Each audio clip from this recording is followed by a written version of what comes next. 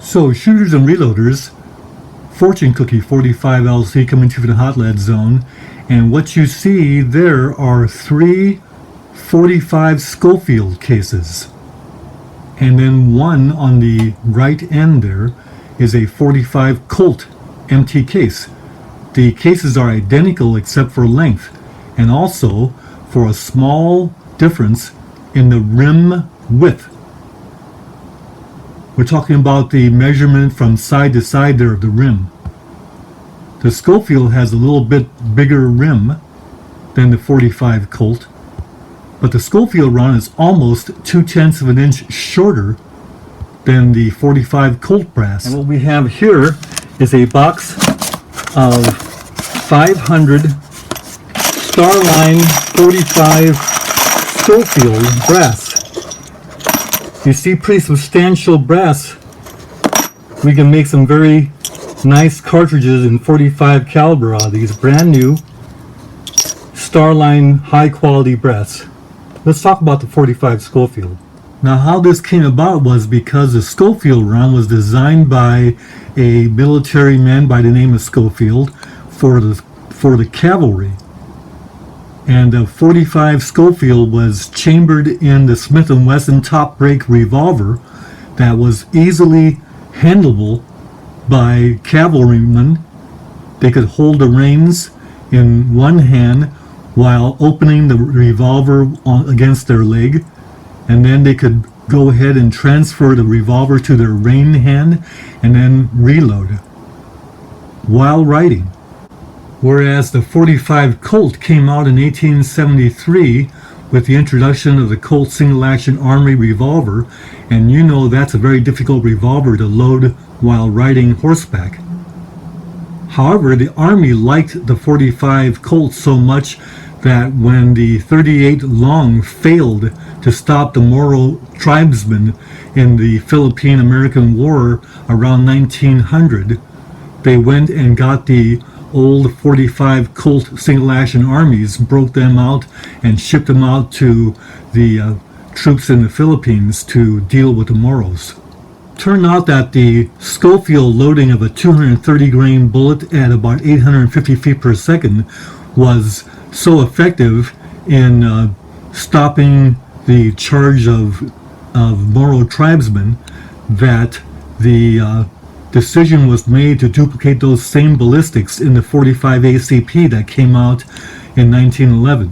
So you could say that the 45 Schofield was actually the parent of the 45 ACP, whereas the 45 Colt is just the 45 Colt that is the same as exists today as it did back in 1873.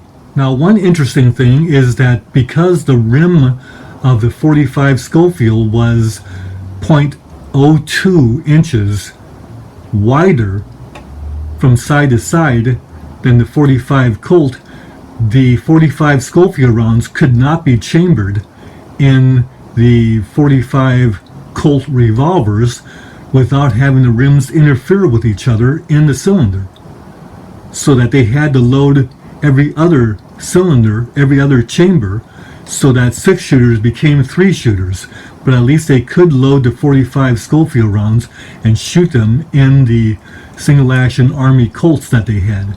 However, the 45 Colt rounds would not chamber in 45 Schofield revolvers because the length of the case did not allow them to enter the chambers fully.